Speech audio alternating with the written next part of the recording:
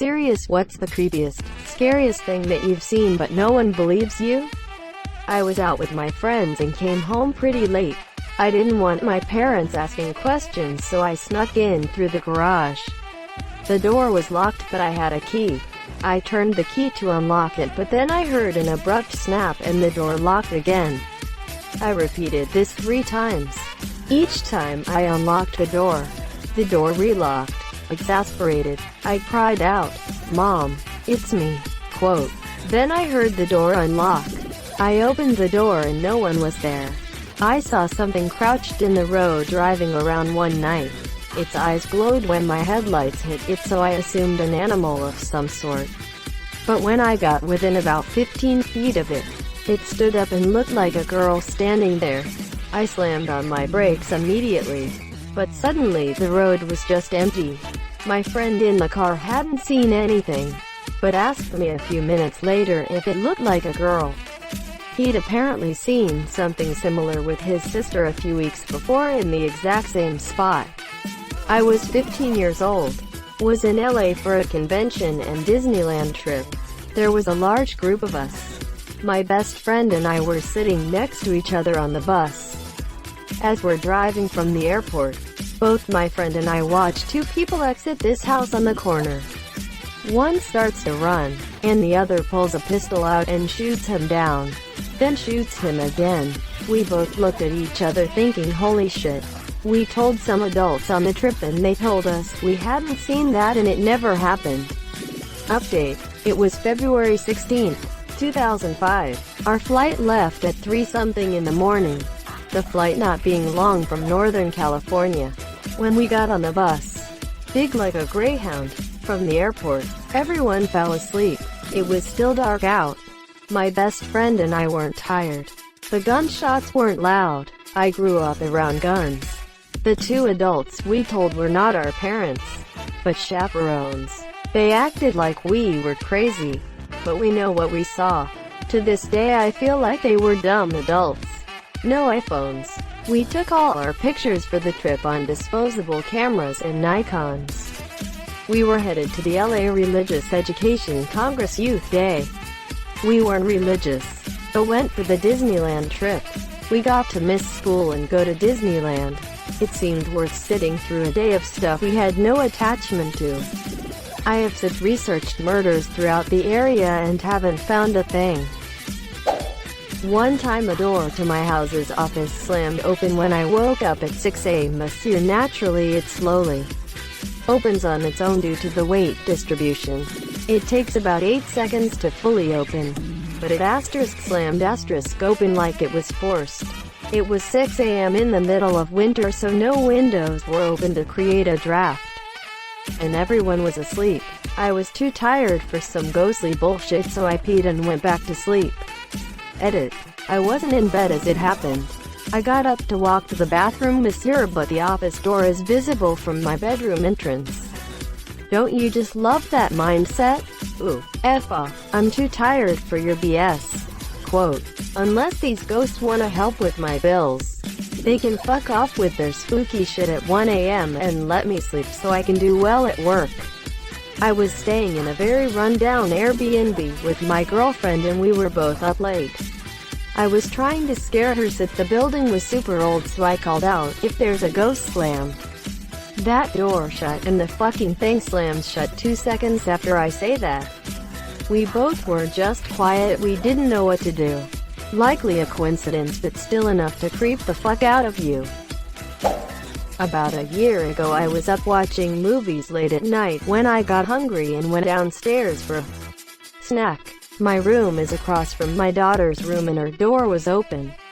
As I was coming back upstairs I start turning left towards my room when I hear, clear as ever, "Daddy, can you close the door?" I turn around, don't say much and just close it. Once I'm back in my room, I lie down to watch TV when it hits me, my daughter isn't there. She's spending the night at my parents'. I get up and go to her room and sure enough, it's empty. I woke up my wife and she thinks I'm crazy. Says I was probably tired and maybe it was the TV. I remember the voice so clear and coming in the direction of her room. "Monsieur, it's very possible. that it was just my head playing games, but it definitely made me question a few things. My wife and I are almost always together. It's rare that we spend more than a few hours apart. One time though, she went on a trip with her mother, so I had the house to myself for a week. On the second night, as I was dead asleep, I heard her voice ask, "Are you sleeping?" Quote, I jolted awake, groggily said, "Yes," and fell back asleep. It wasn't till morning that I realized she wasn't there. I told her about it, and we both agreed that it was probably just the fact that I am so accustomed to her presence that when she was gone, my brain just decided to edit her into my perception.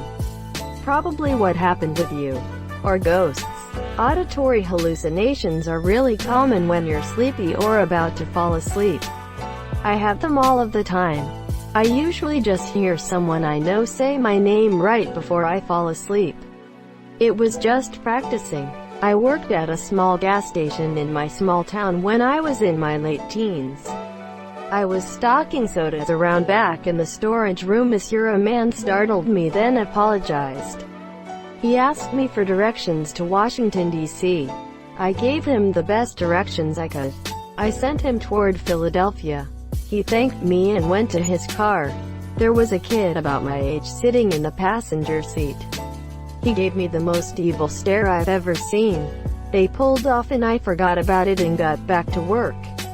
I remember watching the news sometime later when they arrested the DC snipers. It was them for sure. Sent chills through my spine. I'm glad they spared me. I've only told a few people because I'm afraid people won't believe me. It still makes me feel a bit uncomfortable when I think about it. Being friendly and helpful probably helped, yeah. I thought about that. My dad always taught me to greet everyone with a smile and a handshake, and that is what I did. They shot a pregnant woman though, so I don't think they had a conscience. I think it may have been because of the security cameras my boss had up. Big Brother saved your ass. When I was about 12 or 13, I woke up in the middle of the night and smelled my father's cologne. Thought it was a little odd since he lived about an hour away but was too tired to care. Went back to sleep. Woke up the next morning and for some reason my mother didn't wake me up for school. My father had passed away the night before. Never told anyone for years about that night. But around the age of 23 I told my mom. She was glad to know that she wasn't crazy. That same night she got startled awake, and the dog was staring at the door wagging his tail, almost like he was saying goodbye before fully leaving. When I was 9, my father passed away and said goodbye to me in his own manner as well. Woke up randomly in the middle of the night to see him sitting at the end of my bed. He had died just 4 days prior. He didn't say a thing, just reached out and put his hand on my leg in a comforting manner. I screamed and left the room crying because it scared me quite badly. But I remember it as clear as if it had happened yesterday. Over the years I've come to terms with the fact that he was saying goodbye and feel much more at peace with his sudden death. I was dozing on the couch at my parents' place last year. Not comfortably because I was cold. Then I felt a wave of heat pass over me, which was pleasant enough until I felt these firm, pointed fingertips on my head, like something was standing behind me with its hands on my scalp. I was frightened but then grabbed them and threw them off me. A few minutes later my mom came in and said she heard a door open and had got the feeling she should check on me. Probably a dream, but it was super creepy. Sounds to me like hallucinations during sleep paralysis. Although I don't know how to explain your mom's part. Sleep paralysis is definitely creepy. I used to get them a lot in my teens when I slept on my back. I'm a side sleeper. The weight upon my chest would be just enough weight to wake me in a paralysis state. I would consistently have them almost every day at one point. One day I woke, which for those of us who knows the feeling of 1,000 pounds on our chest and unable to move, and watched my bedroom door slowly open like someone was peeping in on me. I wanted to cry for help, thinking someone was coming in. But rather than seeing a person, I watched this really creepy black silhouette of a person. Instead, it watched me for a good minute, then it closed the door. I then fell asleep.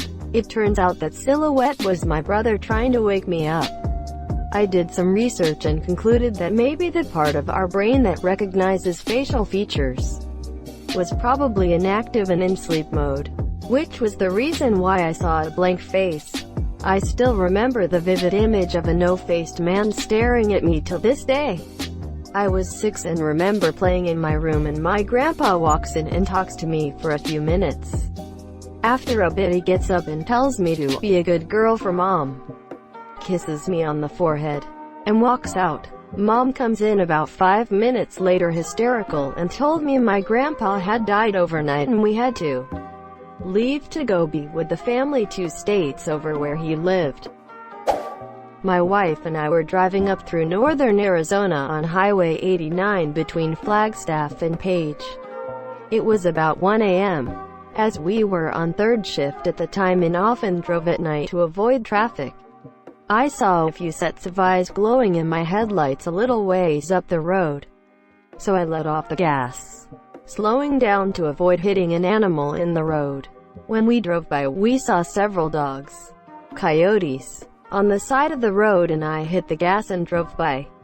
After we passed, my wife said one of them was running next to the car, and I looked over and saw it as well, probably 20 feet off the shoulder of the road. I floored it and looked over, and it stood up on its hind legs. That's the only way I can describe it, and kept pace with us for a couple seconds before turning away from the road and disappearing. This whole event probably lasted no more than 10 seconds, but it was seriously the most terrifying 10 seconds of my life. This was probably 20 years ago, and we still rarely talk about it. I had a similar experience when I was 13 to 14 years old in Arizona. We were heading down to Flagstaff to visit family, and as we drove at night I swore I saw some sort of dog running beside the vehicle. I didn't really pay attention to it at first, but then I looked at my dad and saw the speedometer reading 85. I looked back out and the figure broke off from the vehicle and headed out into the desert. I told my parents about it, and they said that's impossible and that I was just having a bad dream, monsieur. So stay the fuck away from Arizona is all I am reading. Coyote is a trickster god of the Navajo in Arizona. You should also look up skinwalkers. Nasty, horrible creatures in native folklore. If you believe in this type of thing, it's not a stretch to imagine Coyote playing tricks on tired travelers. About 4 years ago now, I was at work late dealing with some closing issues. It took longer than usual, so I ended up being the last to leave. It was pretty late, at around 8 p.m. Monsieur, my place of work isn't in the middle of nowhere, nor is it in a bad part of town. It's in a normal, nice area, but it is usually abandoned after 7 p.m. Monsieur, when I get outside, I hop in my car and prepare to pull out into the street. As I stop, look both ways, I suddenly noticed 2 figures standing to my left on the sidewalk. Thing is, they were both dressed in whitish bodysuits from head to toe and rapidly approaching my car, as in headed straight for the driver's door with little room to mistake their intent. Whatever the end goal might have been, I fucking hoofed the gas down and turned down the street like a motherfucker. My mirror showed them both moving my way on foot, which alarmed me since I live in the nearby neighborhood, barely a 5-minute walk from there. Didn't think beyond getting home and locking the door. Nobody else was on the street, near the parking lot, or anything. My town isn't known for dangerous types or shenanigans, but fuck me if that didn't scare me. 2 stranger assholes in head-to-toe bodysuits. It wasn't Halloween and they looked conspicuous as hell, but nobody else saw them, monsieur. What the fuck? Edit. To answer the perfectly legitimate question as to why I drive to work when living so close, my neighborhood is up along a pretty decent hill, and after 8 hours on my feet, retail job, I found driving home to be the preferred option. Also, I was young, stupid, and scared. Driving straight home was not the right thing to do. Don't go home, go somewhere very public or to the police station. Better to be safe and know these people weren't tracking you home. A few years back, my dad and I headed deep into the Utah countryside to watch the Perseid meteor showers. We were leaning against our car when we heard the loudest screeching sound coming from the darkness. We didn't stay to find out what it was. We jetted into the car and we bolted out of there. Mountain lion. Yeah, mountain lions are often described as sounding like a woman screaming like she's being murdered. Same with foxes. They're common in my area and I swear I nearly called the cops one time because I was fully convinced a woman was being horrifically abused next door. Thank you so much for watching and have a good day.